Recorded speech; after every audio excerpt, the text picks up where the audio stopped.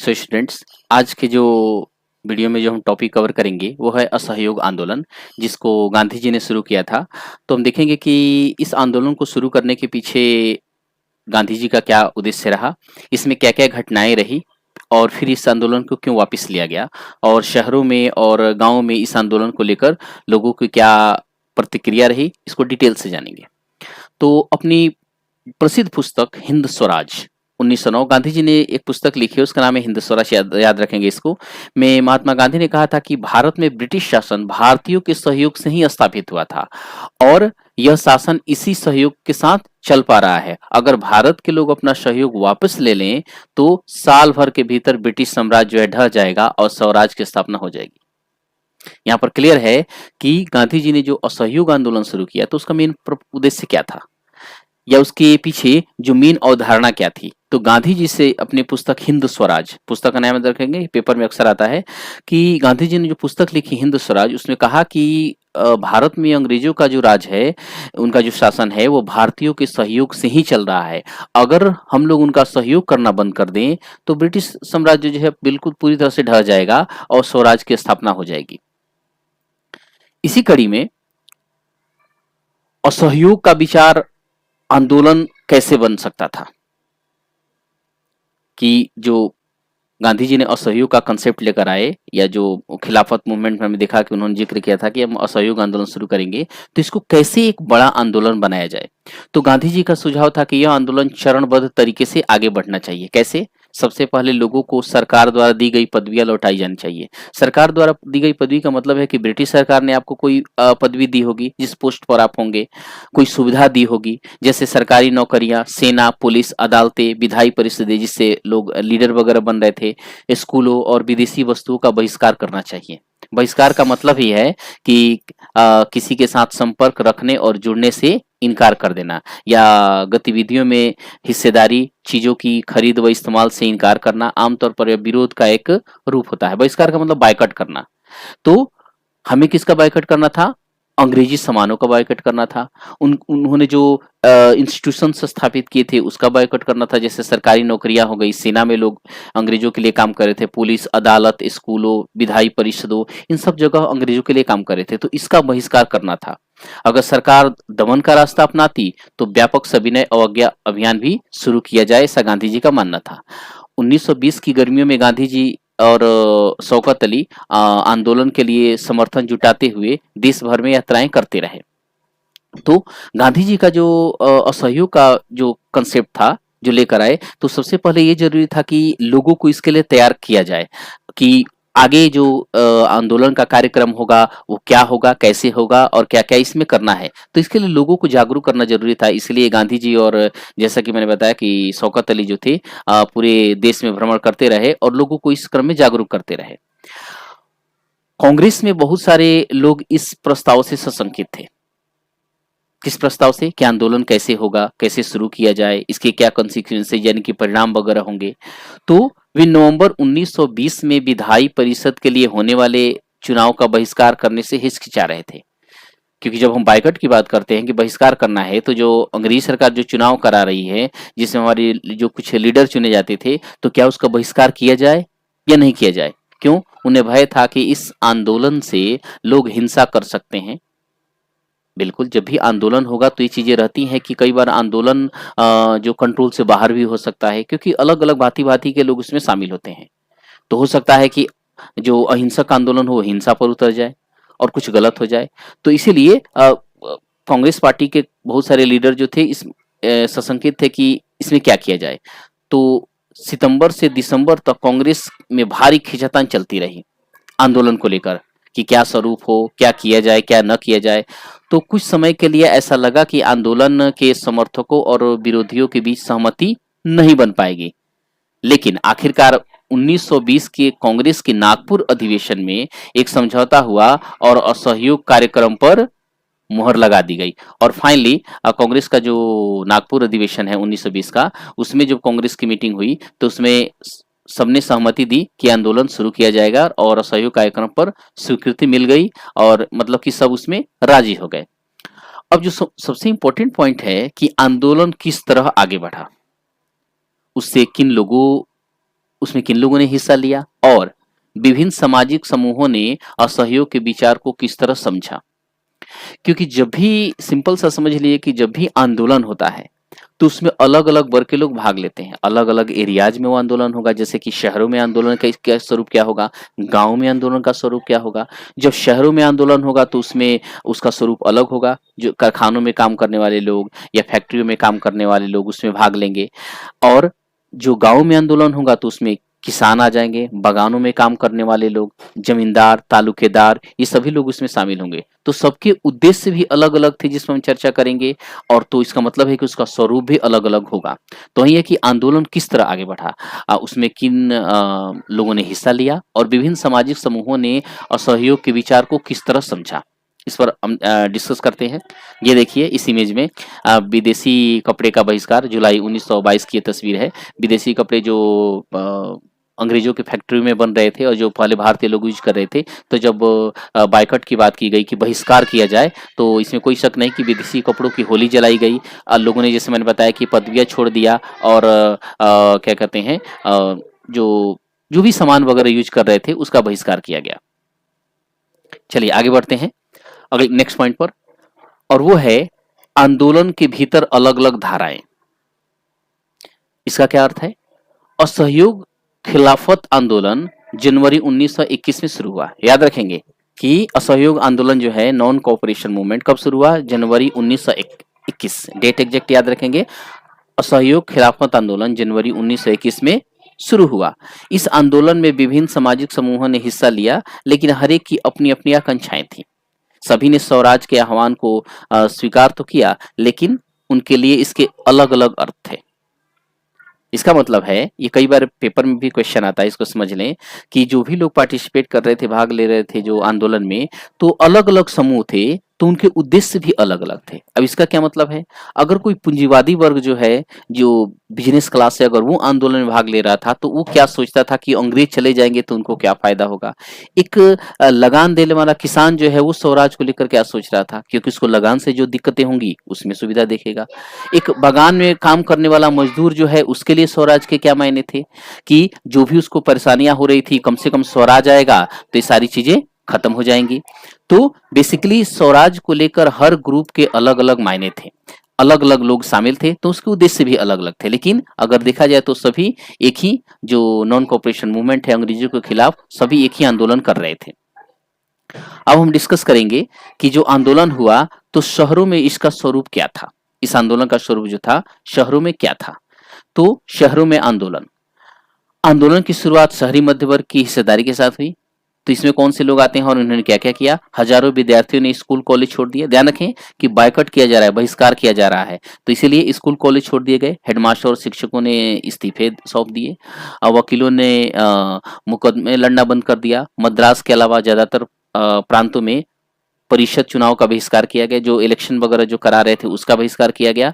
और मद्रास में गैर ब्राह्मण द्वारा बनाई गई जस्टिस पार्टी का मानना था कि काउंसिल में प्रवेश के जरिए वे अधिकार मिल सकते थे जो सामान्य रूप से केवल ब्राह्मणों को मिल पाते थे, इसलिए इस पार्टी ने चुनाव का बहिष्कार नहीं किया। इसमें ये कह रहा है कि जैसे भारत में एक समस्या क्या थी कि जो जातिवाद को लेकर, कि कुछ लोग ज्यादा जो क्या कहते हैं अधिकारों को यूज कर रहे थे या मिले हुए थे, या कुछ लोग को नहीं मिला था, तो उन्हें लगा कि जो इलेक्शन हो रहे थे उसके थ्रू वो अधिकार उनको मिल जाएंगे जो पहले इस जाति व्यवस्था की वजह से नहीं मिल पा रहे हैं और उस सोसाइटी में पिछड़े हुए हैं। आर्थिक मोर्चे पर असहयोग का असर और भी ज्यादा नाटकीय रहा। इसमें क्या हुआ? विदेशी सामानों का बहिष्कार किया गया। शराब की दुकानों की पिकेटिंग की गई। पिकेटिंग का क्या अर्थ है? पिकेटिंग का अर्थ ये भी एक तरह का धरना प्रदर्शन है, प्रदर्शन या विरोध का एक ऐसा स्वरूप जिसमें लोग किसी दुकान, फैक्ट्री या दफ्तर के भीतर जाने का रास्ता ब्लॉक कर देते हैं, जाम लगा देते हैं। और विदेशी कपड़ों की होली जलाई गई। 1921 के 22 के बीच विदेशी कपड़ों का आयात आधा हो गया, चूंकि बायकॉट किया जा रहा था कि उसको यूज नहीं किया जाएगा। तो चूंकि असहयोग मेन पर्पज था कि सहयोग ही नहीं करना है, तो आपको कपड़े तो मेन था जिसको छोड़ना था सबसे पहले। उसकी कीमत लगभग 102 करोड़ से घटकर 57 करोड़ रह गई, और जिससे मतलब इसमें काफी गिरावट आई जो विदेशी जो कपड़े भारत आ रहे थे। बहुत सारे स्थानों पर व्यापारियों ने विदेशी चीजों का व्यापार करने या विदेशी व्यापार में पैसा लगाने से इनकार कर दिया। जब बहिष्कार आंदोलन फैला और लोग आयातित कपड़ों को छोड़कर केवल भारतीय कपड़े पहनने लगे, तो भारतीय कपड़ा मिलों और हथकरघा का भी उत्पादन बढ़ने लगा।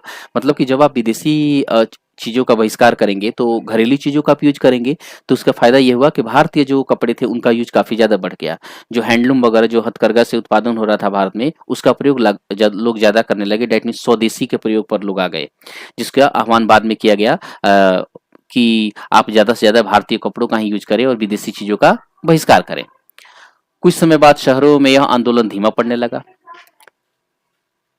अभी हमने देखा कि आंदोलन किस तरह से शुरू हुआ, जैसे कि स्टूडेंट्स ने स्कूल्स कॉलेज छोड़ दिए, प्रोफेसर या टीचर्स ने अपनी नौकरी छोड़ दी, सेना में या पुलिस में लोगों ने नौकरी छोड़ दी, बड़ी बड़ी पदवियों का त्याग कर दिया।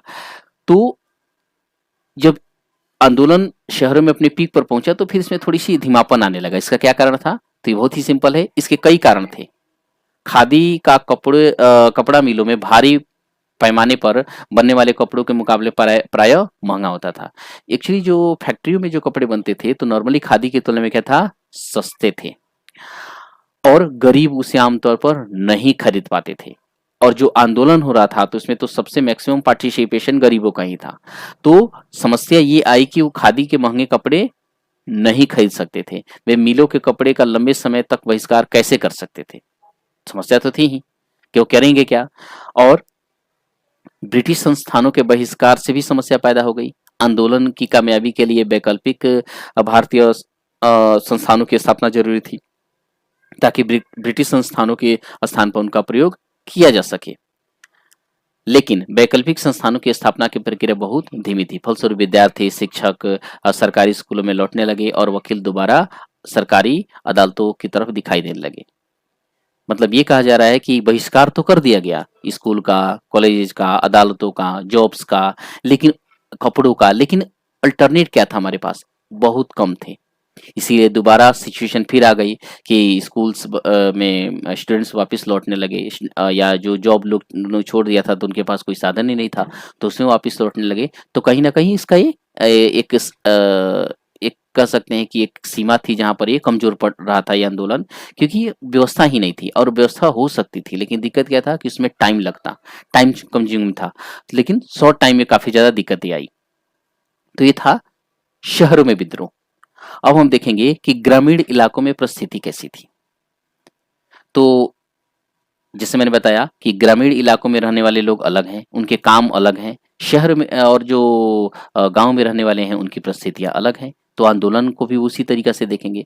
तो शहरों से बढ़कर असहयोग आंदोलन देहात में भी फैल गया था। युद्ध के बाद देश के विभिन्न भागों में चले किसानों व आदिवासियों के संघर्ष भी इस आंदोलन में समा गए। मतलब इसमें चाहे मध्यम वर्ग हो, जिसमें डॉक्टर, वकील, विद्यार्थी, टीचर्स और व्यापारी, ये सब शामिल थे। इसके अलावा आपके आदिवासी, किसान, जमींदार, ये भी इसमें शामिल हो गए। तो इसमें क्या क्या चेंजेज आए? अवध में सन्यासी बाबा रामचंद्र किसानों का नेतृत्व कर रहे थे। यानी कि अवध में किसानों का नेतृत्व जो किया, या जो हमारा जो आंदोलन था, उसका नेतृत्व किया बाबा रामचंद्र ने। बाबा रामचंद्र इससे पहले फिजी में जो गिरमिटिया मजदूर के तौर पर काम कर चुके थे। गिरमिटिया मजदूर मतलब कि ये लेबर थे जो विदेशों में इनको काम करने के लिए भेजा जाता था, या अंग्रेज इनको ले जाते थे। इसके अलावा यहाँ पर देखिए बेगार, बेगार एक वर्ड है, बिना किसी पारिश्रमिक के काम कराना। मतलब आप किसी से काम कराएं, उसको पैसा न दे, तो उसको बेगारी कहते हैं। गिरमिटिया मजदूर का क्या है, इनका इसका क्या अर्थ है, ये कौन थे? तो गिरमिटिया मजदूर थे औपनिवेशिक शासन के दौरान, मतलब कि ब्रिटिश टाइम में औपनिवेशिक शासन के दौरान बहुत सारे लोगों को काम के लिए फिजी, गयाना, वेस्ट इंडीज आदि स्थानों पर ले जाया गया। इन देशों में इनको ले जाया गया, जिन्हें बाद में गिरमिटिया कहा जाने लगा।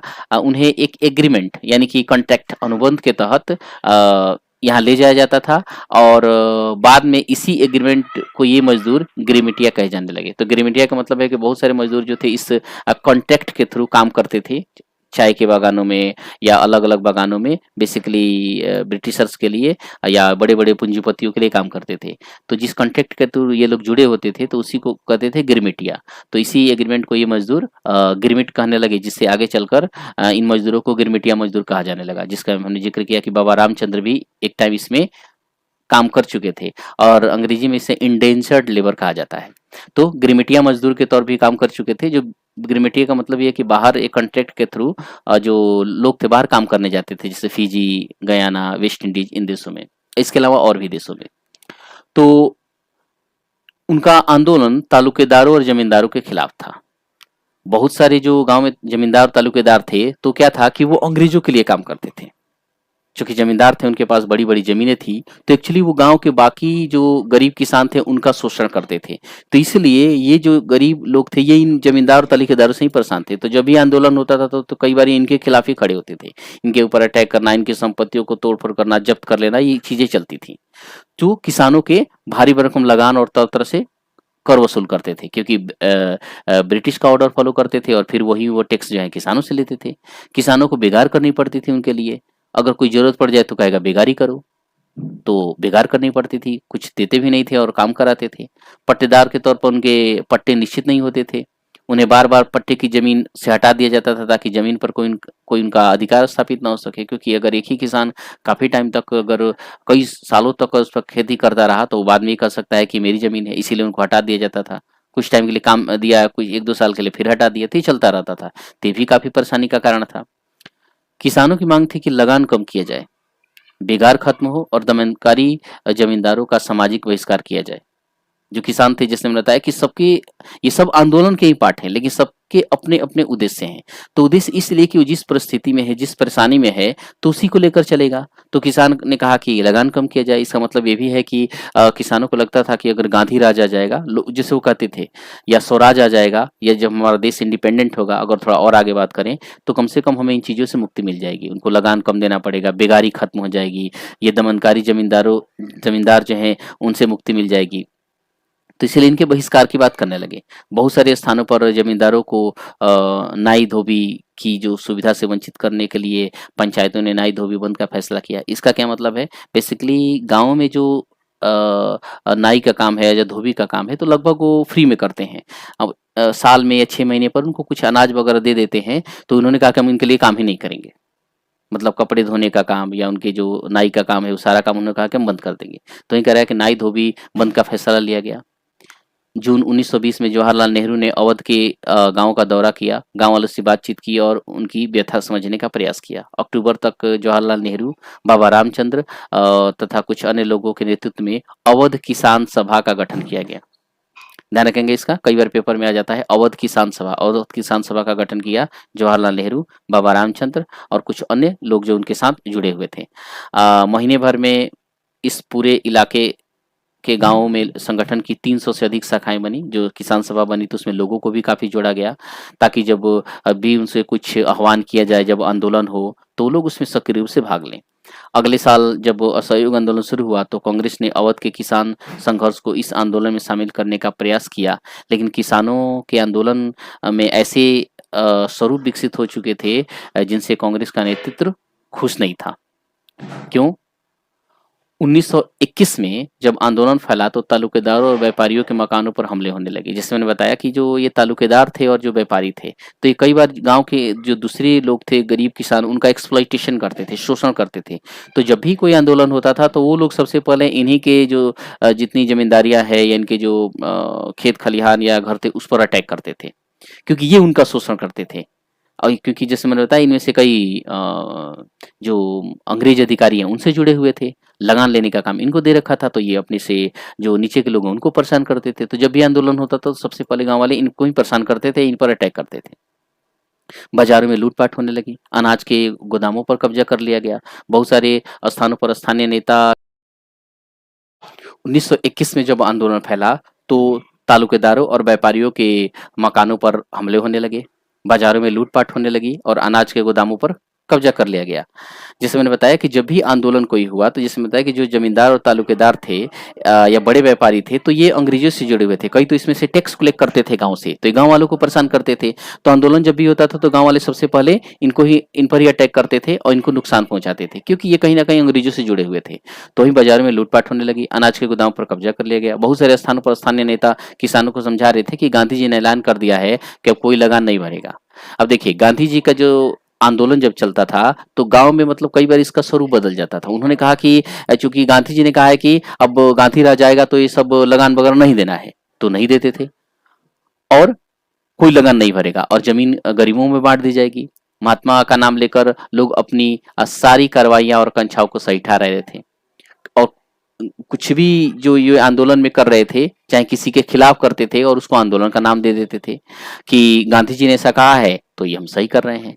तो ही है कि जैसा कि हम पहले बताया कि कई जो कांग्रेसी नेता थे इस बात से आशंकित थे कि आंदोलन का स्वरूप अलग हो सकता है, और ऐसा था भी, क्योंकि जब इतने बड़े देश में आंदोलन अलग अलग जगहों पर होगा तो परिस्थितियां अलग अलग हैं, तो उसमें कहीं ना कहीं आंदोलन का स्वरूप बदल सकता है, तो कुछ में कुछ कमियां भी रह सकती हैं और कुछ गलत भी हो सकता है।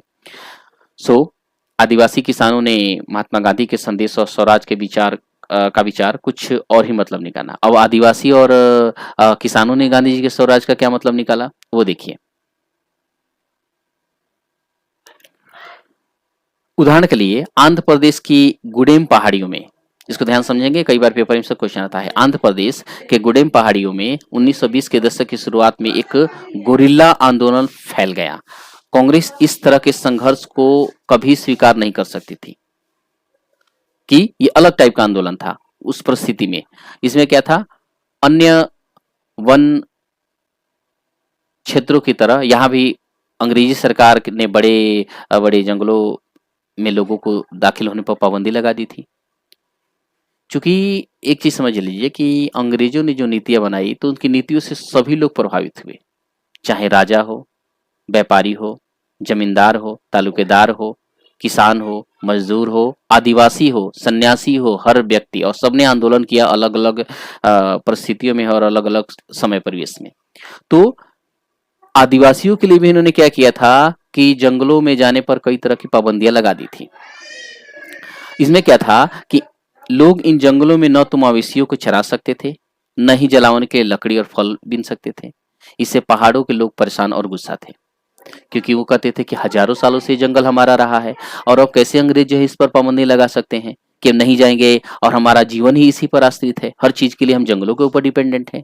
न केवल उनकी रोजी रोटी पर असर पड़ रहा था, बल्कि उन्हें लगता था कि उनके परंपरागत अधिकार भी छीने जा रहे हैं। जब सरकार ने उन्हें सड़कों के निर्माण के लिए बेकार करने पर मजबूर किया तो लोगों ने बगावत कर दी। अब सरकार का एक्सप्लॉइटेशन कितना था कि मेरे लिए काम करो और हम काम तो करो, पैसा कुछ नहीं देंगे, मतलब बेगारी करो। हाँ, इसके बदले में कई बार कहते थे कि आपको छूट दे देंगे, जंगल में जा सकते हो, अपना काम कर सकते हो, तो इस तरह की चीजें, लेकिन ये गलत था। उनका नेतृत्व करने वाले अलूरी सीताराम राजू एक दिलचस्प व्यक्ति थे। अब यहाँ पर ध्यान से देखेंगे अलूरी सीताराम राजू के बारे में। अलूरी सीताराम राजू एक दिलचस्प व्यक्ति थे। उनका दावा था कि उनके पास बहुत सारी विशेष शक्तियां हैं, वो सटीक खगोलीय अनुमान लगा सकते हैं, लोगों को स्वस्थ कर सकते हैं, उन्हें गोली नहीं मार सकती, और राजू के व्यक्तित्व से चमत्कृत विद्रोहियों को विश्वास था कि वह ईश्वर के अवतार हैं। अभी अलग चीज है, वो तो ट्रस्ट की बात है कि हाँ इनके पास कुछ जादुई पावर हैं, गॉड के अवतार हैं, चमत्कार कर सकते हैं। राजू जो थे वो महात्मा गांधी की महानता के गुण गाते थे, मतलब गांधी जी से प्रभावित थे, और उनका कहना था कि वह असहयोग आंदोलन से प्रेरित थे। उन्होंने लोगों को खादी पहनने तथा शराब छोड़ने के लिए प्रेरित किया। साथ ही उन्होंने यह दावा किया कि भारत अहिंसा के बल पर नहीं बल्कि केवल बल प्रयोग के जरिए ही आजाद हो सकता है। यहाँ थोड़ा इनका विचार गांधी जी से अलग है। एक तरफ तो गांधी जी को सपोर्ट करते हैं, गांधी जी को अपना आइडल मानते हैं, लेकिन उनका कहना था कि गांधी जी का जो अहिंसा है उसके बल पर जो है आजादी नहीं मिलेगी, बल्कि इसके बल प्रयोग करना पड़ेगा।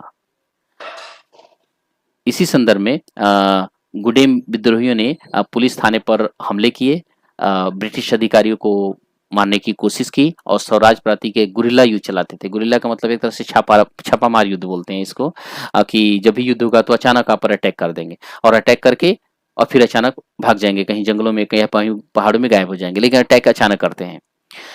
तो 1924 में राजू को फांसी दी गई, जो अलूरी सीताराम राजू थे, और राजू अपने लोगों के बीच लोकनायक बने रहे, क्योंकि उन्हें चाहे उनके पास जादू जी पावर थी या नहीं थी, लेकिन उन्हें गांधी जी की आइडियोलॉजी को माना, सोसाइटी के लिए काम किया, लोगों की भलाई के लिए काम किया, देश के लिए काम किया, और अंग्रेजों के खिलाफ काम किया। इसीलिए वो अपने लोगों में, अपने समाज के लोगों में वो लोकनायक बने रहे, मतलब एक आदर्शवादी व्यक्ति बने रहे।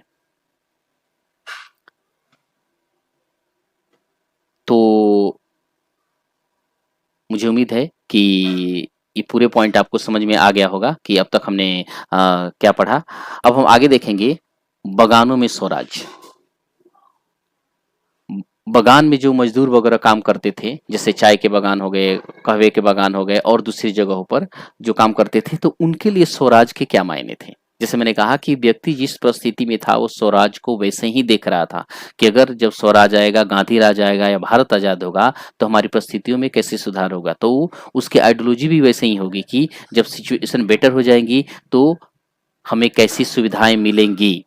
तो बगान में रहने वाले जो मजदूर थे वो स्वराज के विचार को कैसे देख रहे थे, या उनके लिए गांधी स्वराज के क्या मायने थे। चलिए अभी हम इसको डिस्कस करेंगे। बगानों में स्वराज। महात्मा गांधी के विचारों और स्वराज की अवधारणा के बारे में मजदूरों की अपनी समझ थी कि जो आम मजदूर थे वो गांधी जी के विचारों को कैसे देखते थे, या उनके लिए स्वराज के क्या मायने थे। इस पर भी कई बार क्वेश्चन आता है, इसको ध्यान समझेंगे।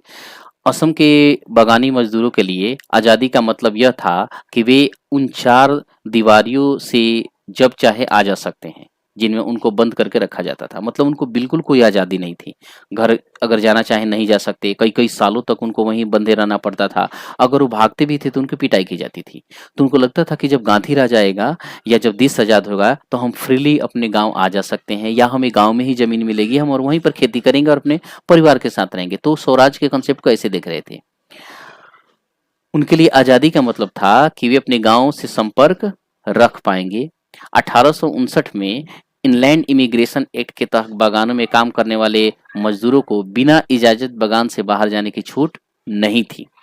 जो अंग्रेजों ने एक्ट पास किया था 1859 का इनलैंड इमिग्रेशन एक्ट, तो उसके अनुसार मजदूरों को आसानी से अपने घर आने जाने की इजाजत नहीं थी और परमिशन लेनी पड़ती थी। कई बार तो भाग कर चले जाते थे लेकिन फिर उनको पकड़ के लाया जाता था। तो ये सिचुएशन थी और यह इजाजत उन्हें बिरले ही कभी मिलती थी और एक्चुअली में इजाजत मिलती ही नहीं थी। सो जब उन्होंने असहयोग आंदोलन के बारे में सुना तो हजारों मजदूर अपने अधिकारियों की अवहेलना करने लगे, क्योंकि उनको लगा कि गांधी राज आने वाला है तो अब हमें कोई नहीं रोक सकता। तो उन्होंने स्वराज के कंसेप्ट को अपनी परिस्थिति के अनुसार देखा। तो जब उन्होंने असहयोग आंदोलन के बारे में सुना तो हजारों मजदूर अपने अधिकारियों की अवहेलना करने लगे, उनकी बातें बोलने कि हम नहीं मानेंगे। उन्होंने बगान छोड़ दिए और अपने घर को चल दिए। उनको लगता था कि अब गांधी राज आ रहा है, इसलिए अब तो हर एक को गांव में ही जमीन मिल जाएगी। लेकिन वे अपनी मंजिल तक नहीं पहुंच पाए। रेलवे और स्टीमरों की हड़ताल के कारण वे रास्ते में ही फंसे रह गए। उन्हें पुलिस ने पकड़ लिया और बुरी तरीके से पिटाई की। कई तो जब बेचारे भागे अपने घर के लिए तो पता चला कि रेलवे में स्ट्राइक है, ट्रेनें चल नहीं रही, स्टीमर जो हैं वो चल नहीं रहे, और इसीलिए दोबारा पुलिस उनको पकड़ के लाई, चूंकि वो कॉन्ट्रैक्ट के थ्रू जुड़े हुए थे। और उनकी काफ़ी ज़्यादा पिटाई भी हुई। मतलब उनका शोषण बहुत ज़्यादा था, एक्सप्लॉइटेशन बहुत ज़्यादा हो रहा था, उन पर अत्याचार बहुत ज़्यादा हो रहे थे।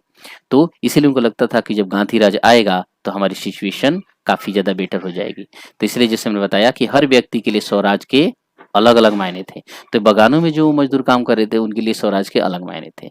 तो इन स्थानीय आंदोलनों की अपेक्षाओं और दृष्टियों को कांग्रेस के कार्यक्रम में परिभाषित नहीं किया गया था। जो कांग्रेस का कार्यक्रम जो असहयोग का था तो उनमें इन चीज़ों को तो देखा ही नहीं गया कि गांव में जो मजदूर है वो क्या सोचेगा और क्या करेगा। तो मैंने कहा कि जब कोई भी आंदोलन बड़ा होता है तो उसका स्वरूप अक्सर चेंज हो जाता है। कुछ वैसी भी चीजें होंगी जो प्रेडिक्ट नहीं की गई कि ऐसा होगा, लेकिन हो जाएगा। कई बार कंट्रोल से बाहर हो जाता है। तो उन्होंने स्वराज शब्द का अपने हिसाब से अर्थ निकाला। तो इसमें सिंपल है कि वो जिस परिस्थिति में थे तो जो चीजें उनके लिए बेटर होंगी वही स्वराज का अर्थ था। उनके लिए यह एक ऐसे युग का द्योतक था जब सारे कष्ट और सारी मुसीबतें खत्म हो जाएंगी।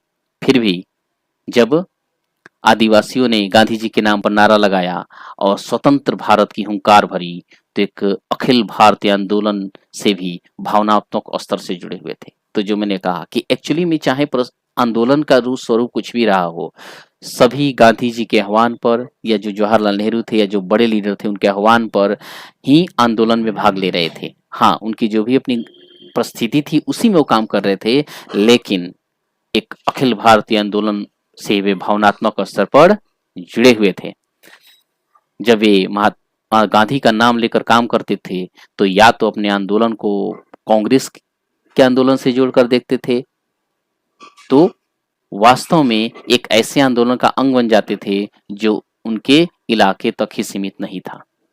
ये बात सही भी है कि जब चाहे आदिवासी या ग्रामीण किसी भी राज्य का हो, किसी भी प्रदेश का हो, लेकिन जब वो गांधी जी के नाम पर आंदोलन करता था तो इसका मतलब है कि वो सिर्फ उस स्थानीय स्तर तक ही नहीं जुड़ा था, बल्कि वो अखिल भारतीय स्तर पर कहीं ना कहीं आंदोलन से जुड़ गया था या जुड़ रहा था।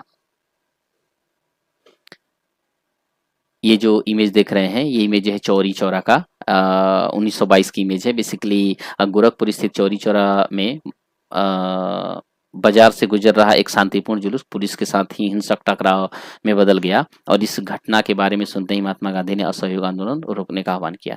और ध्यान रखेंगे कि असहयोग आंदोलन का वापस होने का कारण ही था चौरी चौरा इंसिडेंट जो 1922 में हुआ। उत्तर प्रदेश के गोरखपुर में चौरी चौरा एक जगह है जहाँ पर एक शांतिपूर्ण जुलूस निकल रहा था और उसकी पुलिस के साथ झड़प हो गई। जिस पुलिस से झड़प हो गई इसमें क्या है कि काफी हिंसक झड़प थी और उसमें काफी पुलिस वाले मारे गए और पुलिस स्टेशन में आग भी लगा दी गई, जिसकी वजह से गांधी जी ने कहा कि ये हिंसा के लिए आंदोलन में कोई जगह नहीं है और उन्होंने चौरी चौरा इंसिडेंट की वजह से असहयोग आंदोलन जो है वो वापस ले लिया। तो स्टूडेंट्स इस वीडियो में हमने काफी कुछ कवर किया। जैसा कि आपने देखा कि असहयोग आंदोलन क्यों गांधी जी ने शुरू किया, उनके पीछे उनकी क्या मान्यता थी कि जैसे उन्होंने कहा कि भारत में जो ब्रिटिश गवर्नमेंट है भारतीयों के सहयोग से ही चल रही है, तो अगर उनका सपोर्ट करना बंद कर दें तो खत्म हो जाएगी। इसमें इसकी बात उन्होंने की थी गांधी जी ने अपनी पुस्तक हिंद स्वराज में की और हमने डिटेल में देखा कि शहरों में कैसे लोगों ने इसमें पार्टिसिपेट किया, क्या क्या किया और उसकी क्या सीमाएं रही, गाँव में लोगों ने कैसे इस आंदोलन में पार्टिसिपेट किया और हर व्यक्ति के लिए स्वराज के कैसे अलग अलग मायने थे, लेकिन सभी अखिल भारतीय स्तर पर जो गांधी जी का आह्वान था उससे जुड़े हुए थे। तो मुझे लगता है कि इस टॉपिक को आप आसानी से समझ गए होंगे और तो फिर मिलते हैं अगले वीडियो में। Thank you so much, have a nice day, जय हिंद।